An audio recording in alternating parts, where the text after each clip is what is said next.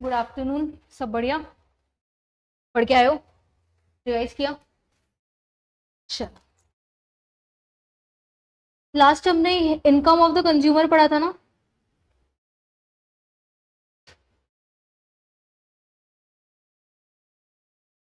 Normal और inferior goods, ठीक है। चलो,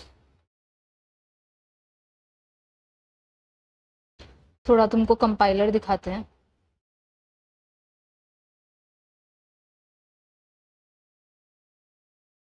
देखो, कल हमने पढ़ा भी था डिमांड क्या होती है, law of demand. Recorded videos देख लिए?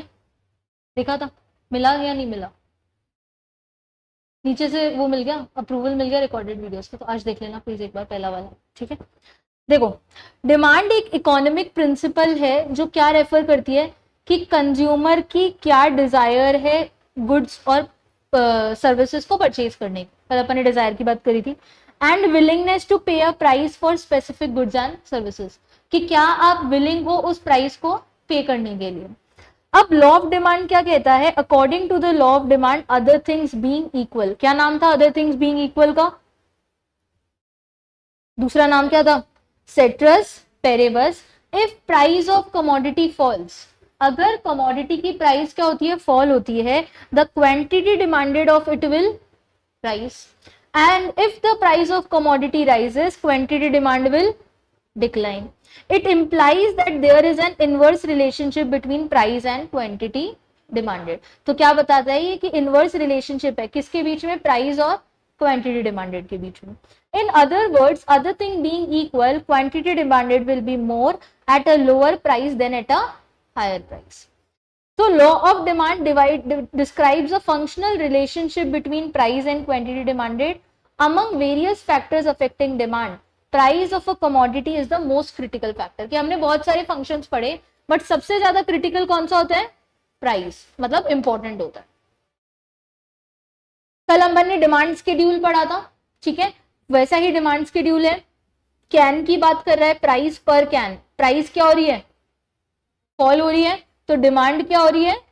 राइज हो रही है. पूरी है?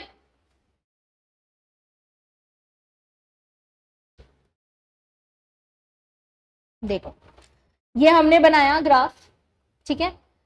प्राइस कम हुई तो डिमांड क्या हो? प्राइस ज्यादा हुई तो डिमांड क्या हो गई? कम हो, ठीक है। तो ये बी पॉइंट एक्सपेंशन का है या कॉन्ट्रैक्शन का है?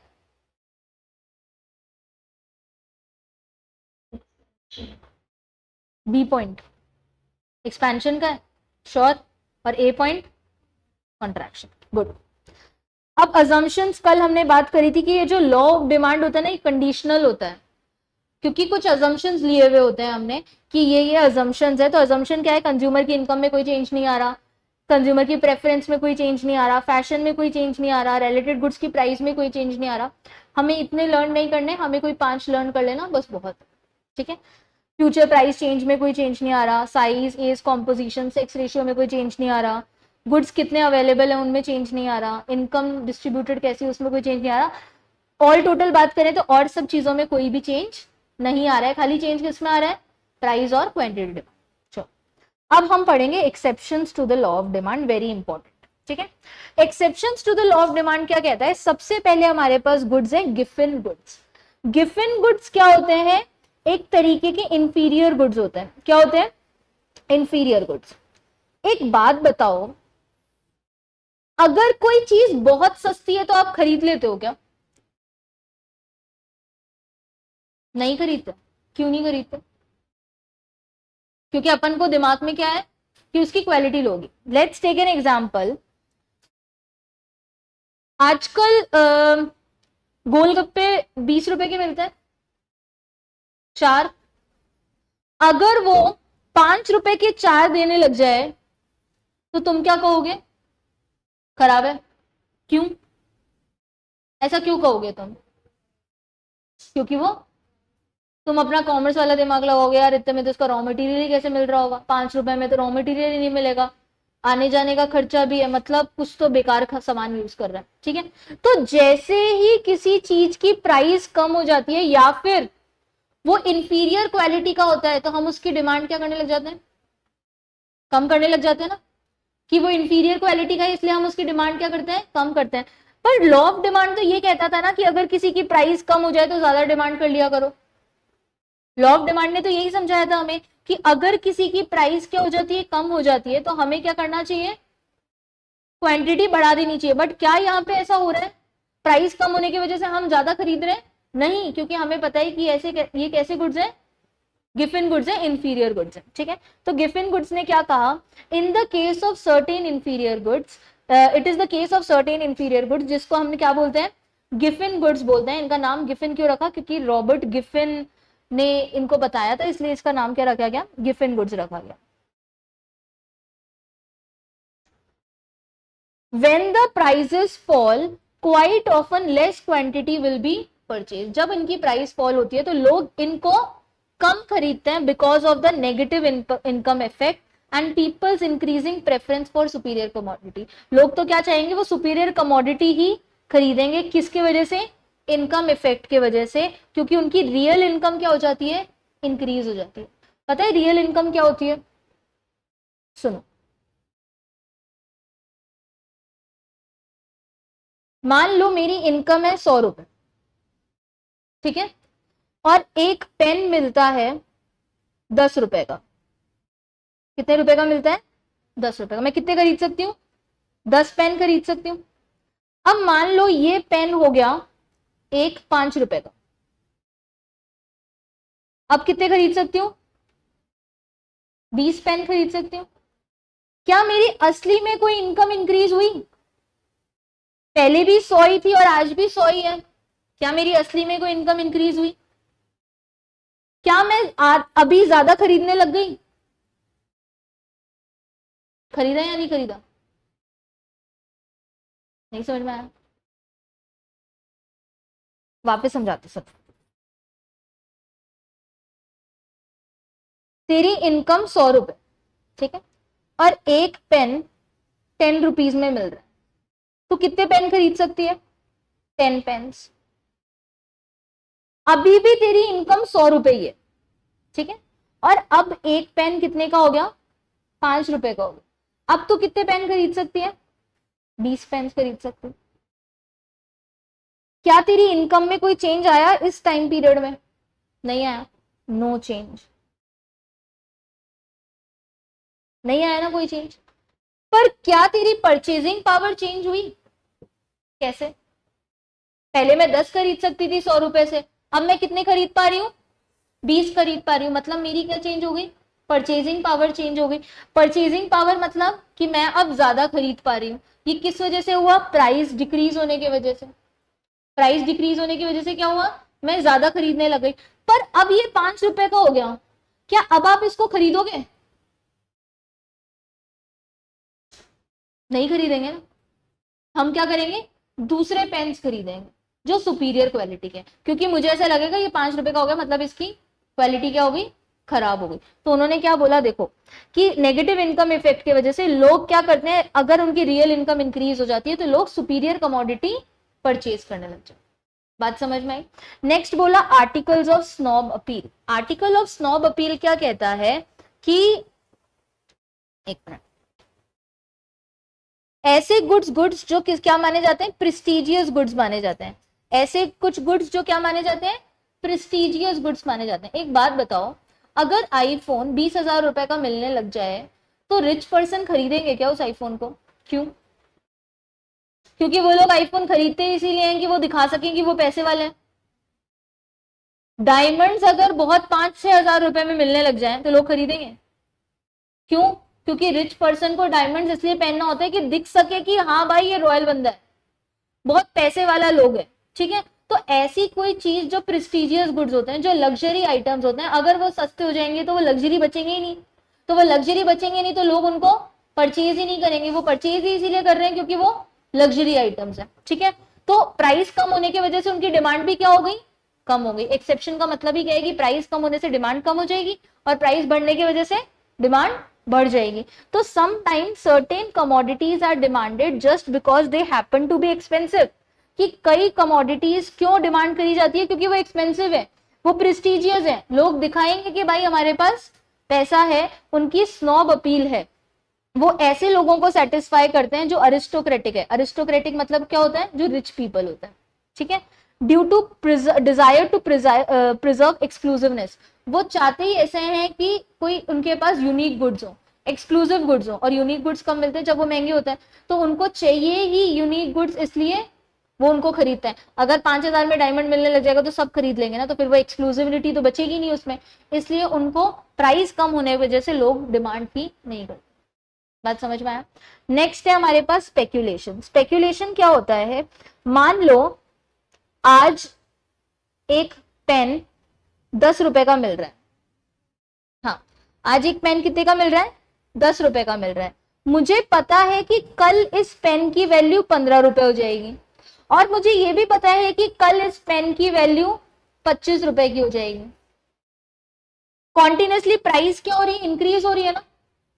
कॉन्टिन्यूसली प्राइस क्या हो रही है? इंक्रीज हो रही है। अब एक बात बताओ, आज मैं डिमांड 15 रुपए वाले दिन मैं डिमांड ज्यादा करूंगी या कम करूंगी? क्यों? डिमांड तो कॉन्टिन्यूसली इंक्रीज हो रही है, आप ज्यादा क्यों कर रहे हो? सॉरी, प्राइस तो कॉन्टिन्यूसली इंक्रीज हो रही है, आप डिमांड ज्यादा क्यों कर रहे हो? क्योंकि मुझे पता है कि आगे तो और महंगा होने वाला है ना, आज से भी ज्यादा महंगा हो जाएगा, तो कम से कम मैं आज तो खरीद लूं। तो स्पेक्यूलेशन क्या होता है कि मुझे पता है कि आगे आने वाले टाइम पे ये चीज क्या होने वाली है? महंगी होने वाली है। तो मैं आज क्या करती हूँ? ज्यादा डिमांड कर लेती हूँ। लेट्स से आज ये पेन 8-10 रुपए का है, कल 8 का हो जाएगा और कल 3 रुपए का हो जाएगा, तो आज मैं क्या करूंगी? कम कर दूंगी, क्योंकि मुझे पता है आगे जाके ये और सस्ता होने वाला है।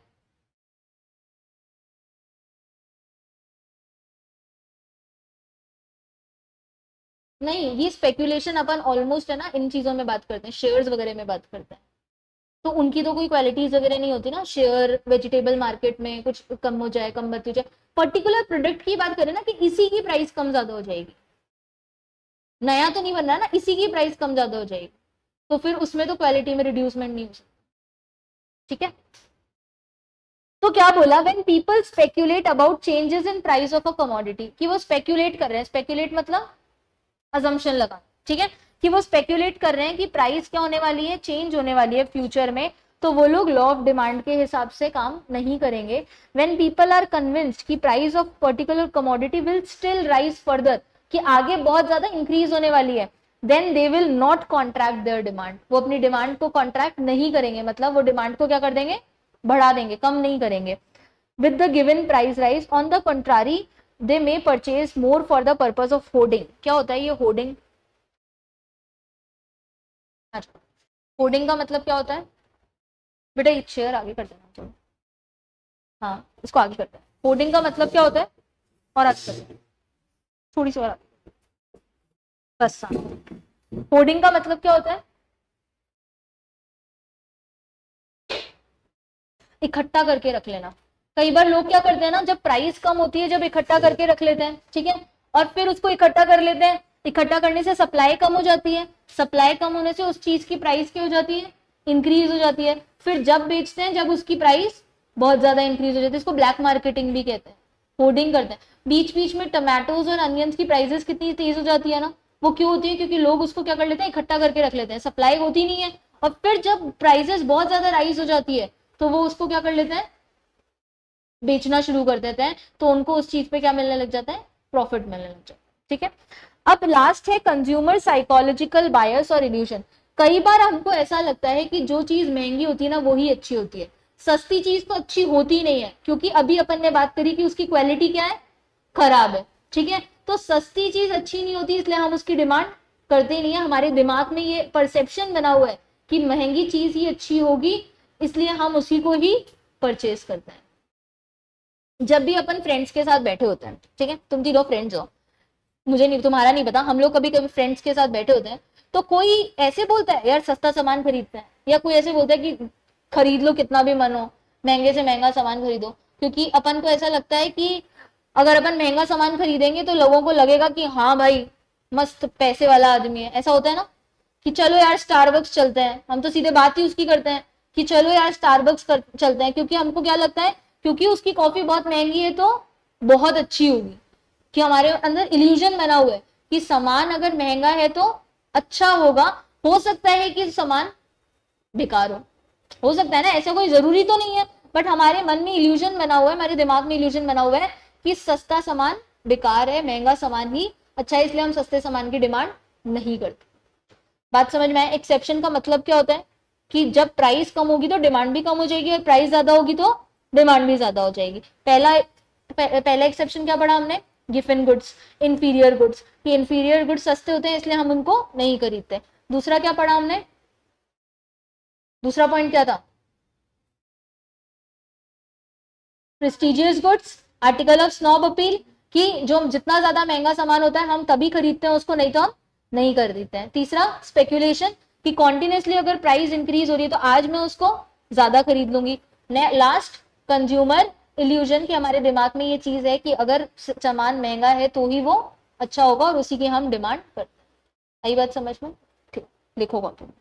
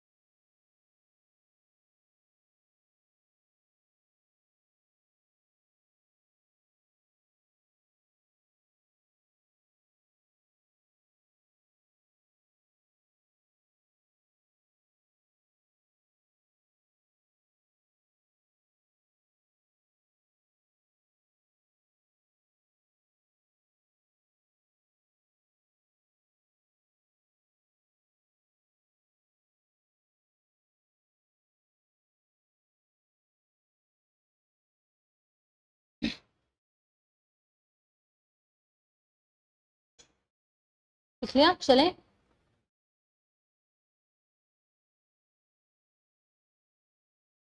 कल हमने दो तरीके की चीजें पढ़ी थी।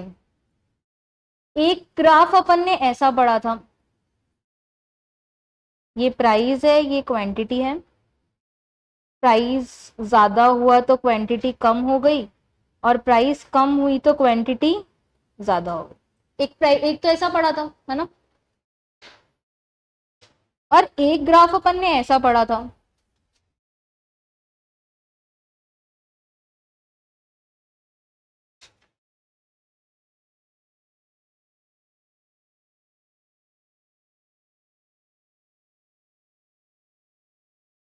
अभी बनाना मत, समझा रही हूँ। एक ग्राफ अपन ने ऐसा पढ़ा था, बना लिया। एक ग्राफ अपन ने ऐसा पढ़ा था और एक ग्राफ अपन ने ऐसा पढ़ा था, क्या डिफरेंस है? और एक में प्राइस चेंज हो रही है, क्या क्या बोलते हैं इनको, याद है? इसमें क्या क्या हो रहा था, इस वाले ग्राफ में एक्सपेंशन और कॉन्ट्रैक्शन हो रहा था ना। इसमें तो एक्सपेंशन और कॉन्ट्रैक्शन पढ़ा था, और इसमें क्या पढ़ा था, इंक्रीज और डिक्रीज पढ़ा था। ठीक है, अब देखो ये दो चीजें होती हैं, इन्हें बोलते हैं हम, एक तो होता है मूवमेंट और एक होता है शिफ्ट। आप एक ही ग्राफ में मूवमेंट कर रहे हो ना, ऊपर नीचे, या तो ऊपर जा रहे हो या फिर नीचे जा रहे हो। ठीक है, इसमें आपने डिमांड कर्व भी चेंज कर दिया, या तो आप आगे चले गए या फिर आप पीछे चले गए, ऐसा ही हो रहा है। तो मूवमेंट अलोंग डिमांड कर्व, इसको क्या बोलते हैं, मूवमेंट अलोंग डिमांड कर्व। इसको क्या बोलते हैं, शिफ्ट इन डिमांड कर्व। बराबर है। अब मूवमेंट किसके वजह से होता है, due to change in price, due to change in price. Shift किसकी वजह से होता है, due to change in other factors. कल अपन ने इंक्रीज और डिक्रीज रिलेटेड प्रोडक्ट्स में बनाया था, इनकम ऑफ द कंज्यूमर में भी वही बनता। ठीक है, तो ये किसकी वजह से होता है, अदर फैक्टर्स की वजह से होता है, और ये किसकी वजह से होता है, खुद की प्राइस की वजह से होता है। यहां पे price is not constant, price of goods is not constant, यहां पे प्राइस इज कांस्टेंट। ठीक है, यहाँ पे प्राइस इज कांस्टेंट। कल मैंने तुम्हें ये बताया था कि क्वांटिटी डिमांड और डिमांड में क्या डिफरेंस होता है, बताया था तुम्हें, नहीं बताया था ना। देखो ये मेरा स्केड्यूल है, देखो, है ना। अब इसमें से आप बताओ, इसमें से कौन सी क्वांटिटी डिमांड है और कौन सी डिमांड है।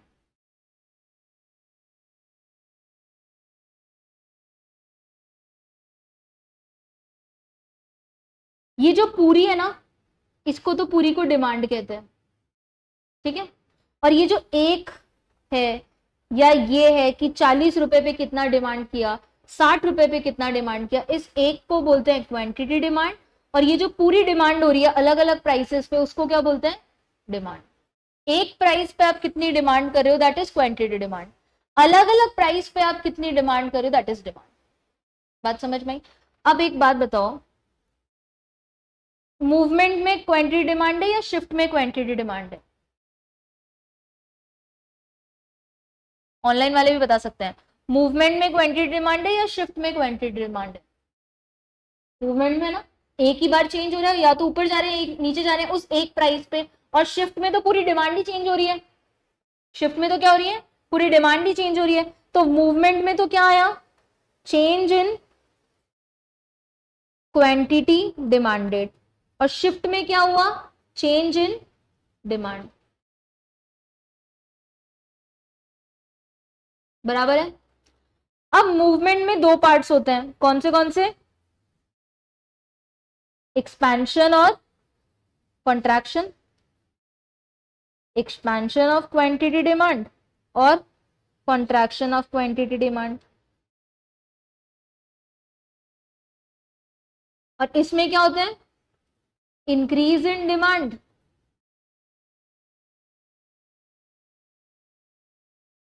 और डिक्रीज इन डिमांड। इंक्रीज कहाँ होता है? फॉरवर्ड, है ना, और डिक्रीज कहाँ होता है? बैकवर्ड। फॉरवर्ड को मैं एक और लिख सकती हूँ, राइटवर्ड्स,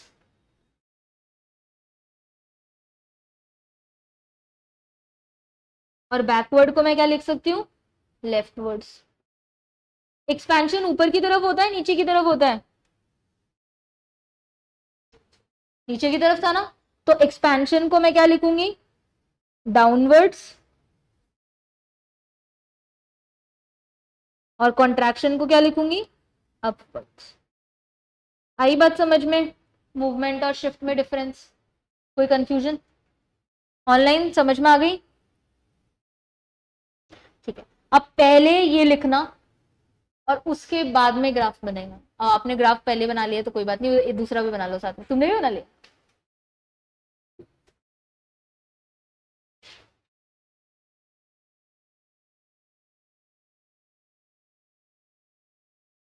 दिख रहा है या थोड़ा बड़ा करूं?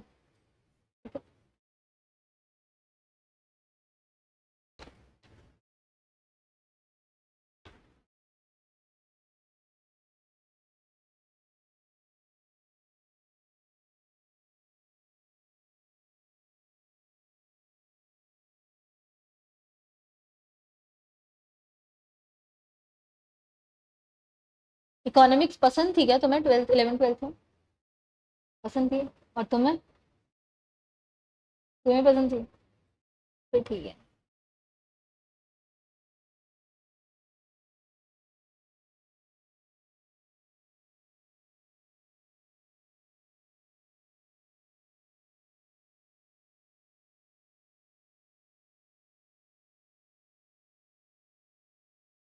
12th में तो मैक्रो और इंडियन इकोनॉमिक्स पढ़ी है ना, अभी आएगा बजट, नेशनल इनकम।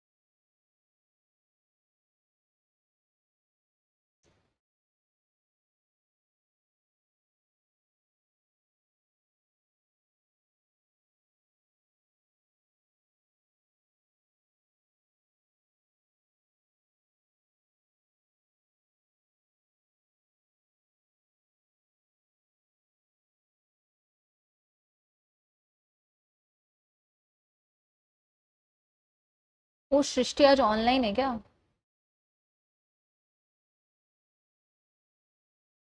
बाहर मौसम बारिश का हो रहा था क्या? तुम लोग अभी आएगा ना, बारिश वारिश थोड़ी आ रही थी। ओके।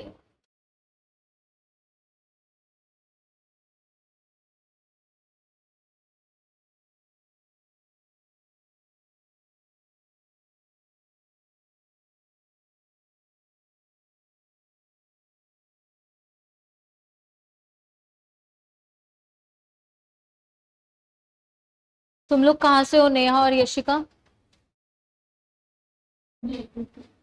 जयपुर से हो? तुम भी जयपुर से हो यशिका? फिर ऑनलाइन क्यों, कहाँ रहती हो भाई? क्या क्या? आवाज नहीं आ रही, थोड़ा तेज बोलो। अच्छा, सिरसी से तो हाँ। और तुम कहाँ रहती हो नेहा? अच्छा, वीडियन से आना तो, किसी दूसरे गांव से आना ज्यादा इजी है वीडियन से आने से तो।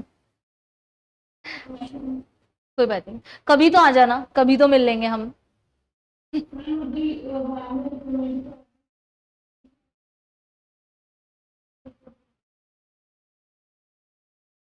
फिर ठीक है, थोड़े कॉन्टिन्यूस क्लासेस चलेगी ना तो तुम्हारे लिए इजी हो जाएगा, जब 3-4 घंटे की क्लासेस होंगी तो फिर ठीक हो जाएगा। कोई नहीं कोई नहीं, चलें पढ़े। हरियाणा वाले बच्चे ऑफलाइन आ गए, जयपुर वाले बच्चे ऑफलाइन नहीं आ पा रहे। चलो अब हम स्टार्ट करेंगे new topic, that is elasticity. क्या होती है इलास्टिसिटी, क्या मतलब होता है इलास्टिसिटी का?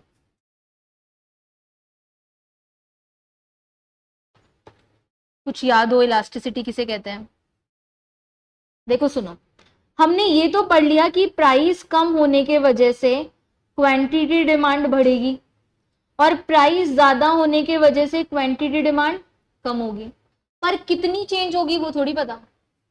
कितनी प्राइस कम होने की वजह से कितनी क्वांटिटी डिमांड में चेंज आएगा, क्या आपको ये पता चला लॉ ऑफ डिमांड से? नहीं पता चला। वो कौन बताएगा?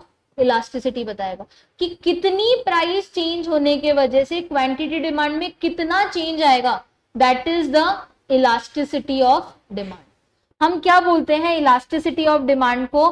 Percentage change in quantity demanded in response to percentage change in any of its variable। कि आपके किसी भी एक वेरिएबल में चेंज आने के वजह से आपकी क्वांटिटी डिमांड में कितना चेंज आ रहा है, that is the elasticity of demand. जब आप 11th में पढ़ के आए थे ना, तब तो आप खाली प्राइस का पढ़ के आए थे, ठीक है। अब यहाँ पे हम खाली प्राइस नहीं पढ़ते, हम इनकम भी पढ़ते हैं और क्रॉस इलास्टिसिटी भी पढ़ते हैं। इसलिए हम डेफिनेशन में क्या लिखते हैं? In any one of its variable, ठीक है। कि आपके एक वेरिएबल के वजह से आपकी क्वांटिटी डिमांड में कितना चेंज आ रहा है, इलास्टिसिटी मेजर्स हाउ मच, उसको क्या बोलते हैं? Elasticity of demand. बराबर है, समझ में आया? तो मैंने डेफिनेशन क्या बन गई? Percentage change in quantity demanded in response to percentage change in price, that is the, या any one of its variable, that is the elasticity of demand, ठीक है। अब एक बात बताओ, ये परसेंटेज चेंज निकलता कैसे है? मैंने बोला ED is equals to percentage change in QD upon percentage change in price. Price elasticity की बात कर रही हूं मैं, तो percentage change in QD upon percentage change in price. पर अब मैं ये परसेंटेज चेंज इन QD कैसे निकालूं? किसी भी चीज का परसेंटेज चेंज कैसे निकालता है?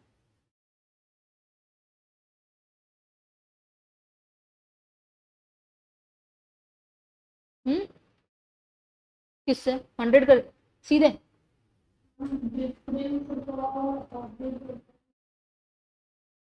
डिफरेंस अपॉन में क्या आएगा?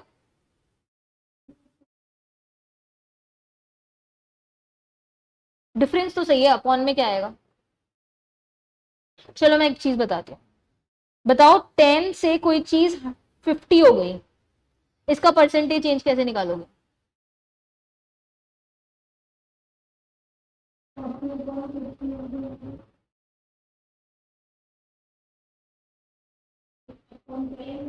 ऐसे तो असम्पशंस लगाए जा रहे हैं, तो क्या होगा बताओ? जब भी मेरे को किसी चीज का परसेंटेज चेंज निकालना है तो मैं कैसे निकालूंगी? डिफरेंस अपॉन ओरिजिनल इनटू 100, ठीक है। डिफरेंस कितने का हुआ? 40 का, अपॉन ओरिजिनल क्या है? 10 इंटू 100, मतलब कितने का परसेंटेज चेंज हो गया? 40% का परसेंटेज चेंज होगा। 40% नहीं, 400% का परसेंटेज चेंज आ गया। आया बात समझ में कि परसेंटेज चेंज कैसे निकालते हैं? डिफरेंस अपॉन ओरिजिनल इंटू 100, ठीक है। अब देखो, अब अगर मुझे परसेंटेज चेंज इन QD निकालना है तो मैं कैसे निकालूंगी? डिफरेंस में मैंने लिखा change in QD upon Q1। Q1 मैं किसको कहती हूँ? ओरिजिनल को, ठीक है। Change in QD upon Q1 into 100। वैसे ही प्राइस का मैं कैसे निकालूंगी? Change in price upon P1 into 100, ऐसे ही निकलेगा। इतना समझ में आया? अब आगे क्या बोला देखो, change in QD upon Q1 into 100 और change in price upon P1 into 100। अब इसको मैं क्या लिखूं, कैसे लिख सकती हूँ इजी फॉर्म में? सबसे पहले ये 100 से 100 कैंसिल हो गया, ठीक है। अब क्या बचा, change in QD upon change Q1। जब मैं इसको ऊपर लेकर आऊंगी रेसिप्रोकल हो जाएगा और साइन किसका आ जाएगा, मल्टीप्लाई का। तो multiply by P1 upon change in P। तो ईडी का फॉर्मूला क्या बन गया, change in QD upon Q1 into P1 upon change in price. आ गया फॉर्मूला समझ? कोई दिक्कत? पक्का याद आया फॉर्मूला पढ़ा था? लिखो, पहले ये लिखो फिर आगे चल, इसको आगे लिखना।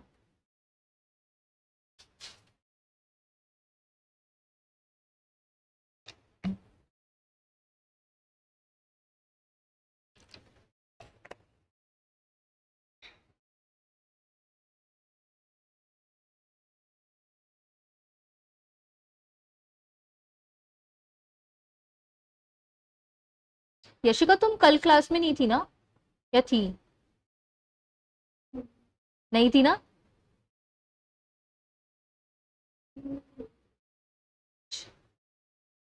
ठीक है।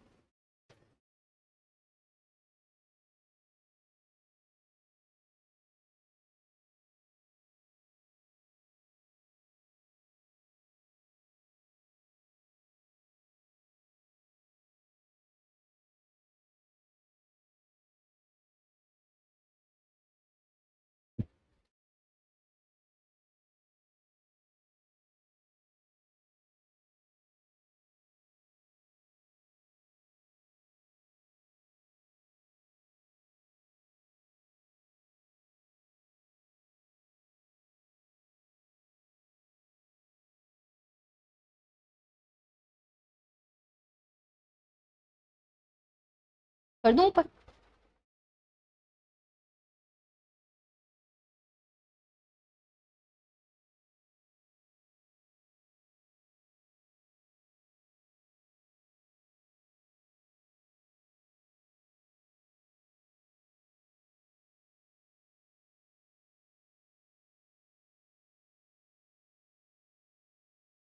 क्या समझ नहीं आया प्रियंका? आगे?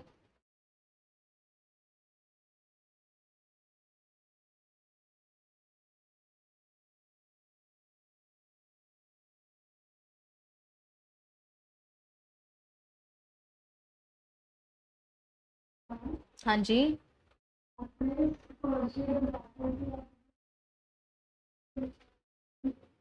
हम्म।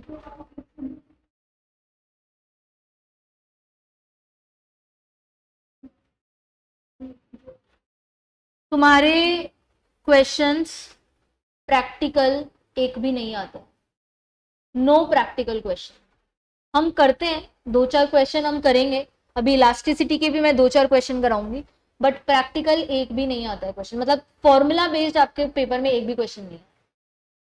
तो वैसे डरने की जरूरत नहीं है कि फॉर्मूला बेस्ड क्वेश्चन आएगा, हमने जून का पेपर देख लिया है और आपके जो सैम्पल पेपर्स आते हैं वो भी देख लिए हैं, उनमें कोई प्रैक्टिकल बेस नहीं है और आपकी कोई केस स्टडीज नहीं आती, सीधे डायरेक्ट क्वेश्चन पूछते हैं। क्वेश्चन पूछेंगे सीधे what is law of demand, आप लॉ ऑफ डिमांड समझा दो।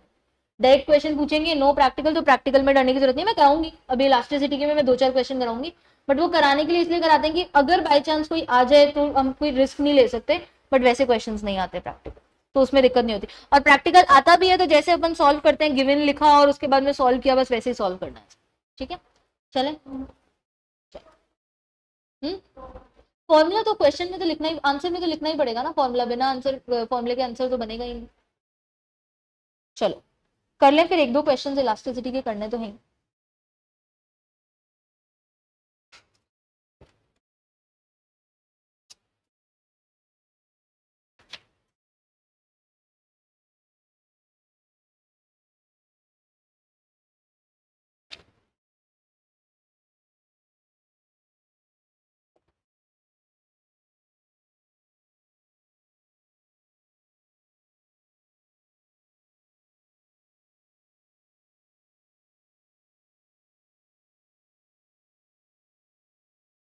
क्या हुआ?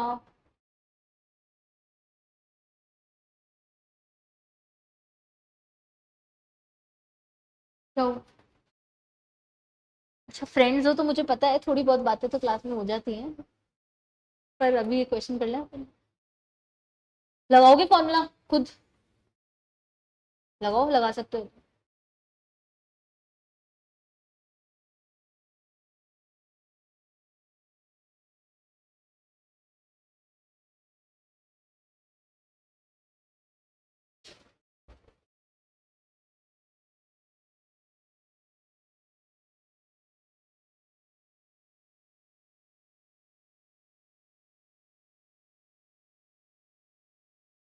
अरे Q1 ये नया वाला है, तुम उससे कंफ्यूज मत हो जाना फॉर्मूले में, क्योंकि Q1 लिखा हुआ है।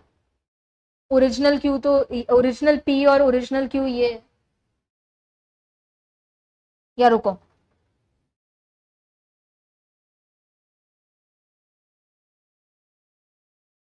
अब कर, अब दिक्कत नहीं होगी।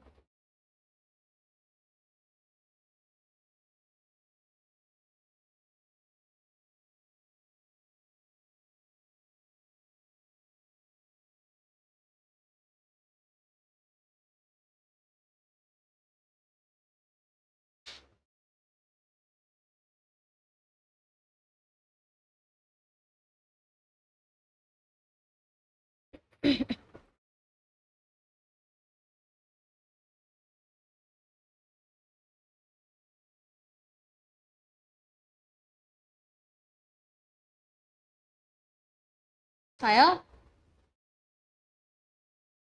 4/3, 4/3 को कन्वर्ट कर लिया होगा ना फिर। 4/3।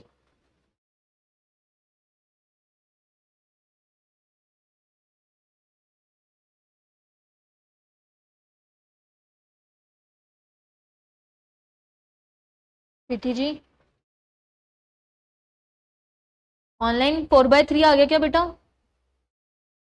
यशिका आ गया 4/3? सृष्टि है भी क्या? तो नहीं ना। देखो एक बार मैं करके बताती हूँ। ED is equals to change in Q upon Q into P upon change in P। Change in Q कितना हुआ? 40, 40। Q कितना हुआ? 120 इंटू प्राइस कितनी है ओरिजिनल? 20 अपॉन 5। तो ये कितना हो गया? 1/3। और ये कितना हो गया? 4/1। तो आ गया 4/3। इसको सॉल्व करोगे तो 1.33 है। ठीक है, चलो नेक्स्ट क्वेश्चन।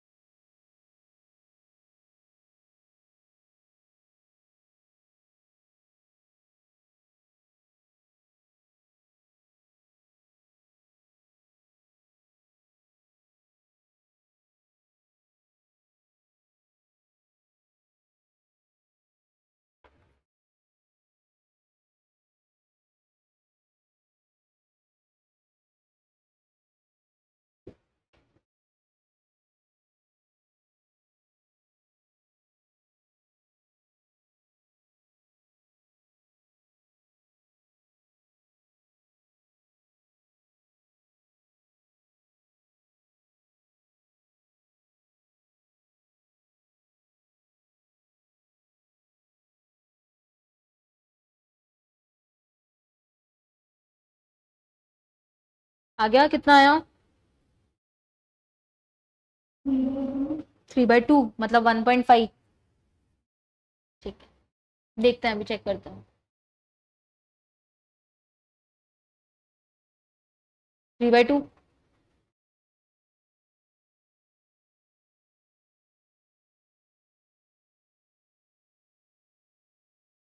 यशिका आ गया 3/2? आ गया क्या 3/2?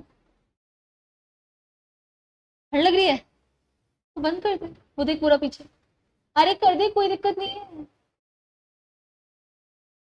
बीमार हो जाओगी इस मौसम में, थोड़ी सी ठंड लगे।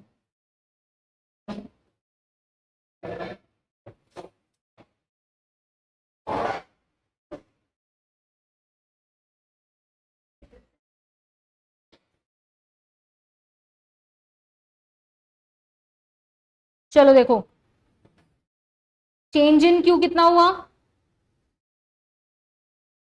60 अपॉन ओरिजिनल क्यू कितना हुआ 200 इंटू 50 अपॉन 10। प्रीति ये निकला था क्या, निकला या नहीं निकला? अरे चेंज 200 और 260 में डिफरेंस कितना है, चेंज 60 अपॉन ओरिजिनल कितना है 200। अब इसमें चेंज कितने का है 10 का, तो नीचे आ गया 10 और ऊपर आ गया ओरिजिनल 50। अब सॉल्व कर इसको।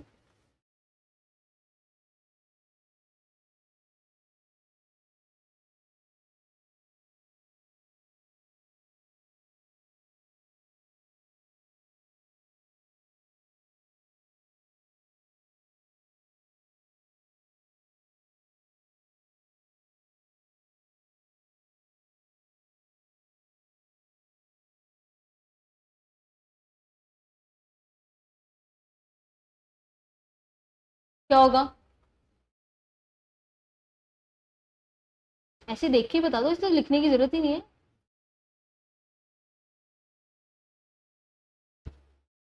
फोर्टी है ये,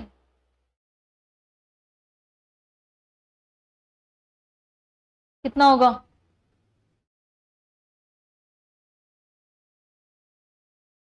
हाँ हाँ 20। परसेंटेज चेंज इन क्यूडी दे रखा है, परसेंटेज चेंज इन प्राइस दे रखा है, फॉर्मूला क्या होता है ईडी का, percentage change in QD upon percentage change in price, तो 40 अपॉन 20 2, कुछ था ही नहीं, सीधे ही दे रखा था।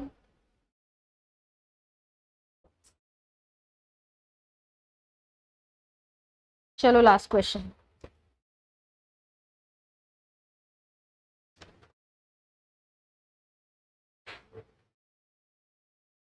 प्रीति आंसर तू देगी इस बार।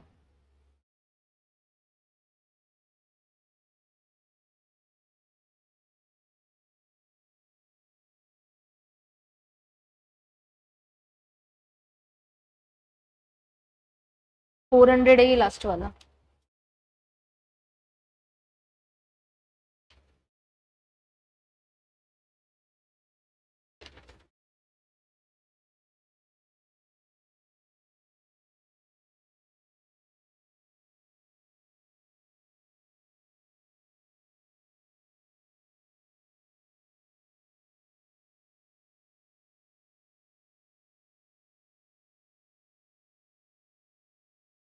वन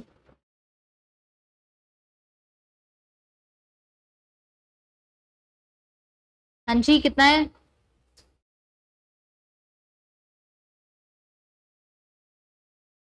वन बाय 20 कहां से आ गया,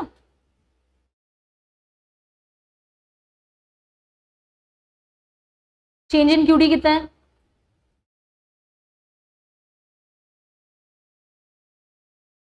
चेंज इन क्यू कितना है 20 कहाँ है, क्यू में चेंज कितना है 100, ओरिजिनल क्यू कितना है 500 इंटू प्राइस कितनी है ओरिजिनल, चेंज इन प्राइस कितना है 120 का है 20, 5 आ गया 5 आ गया 5/5 1 आ गया। क्वेश्चन प्रैक्टिस करना घर पे।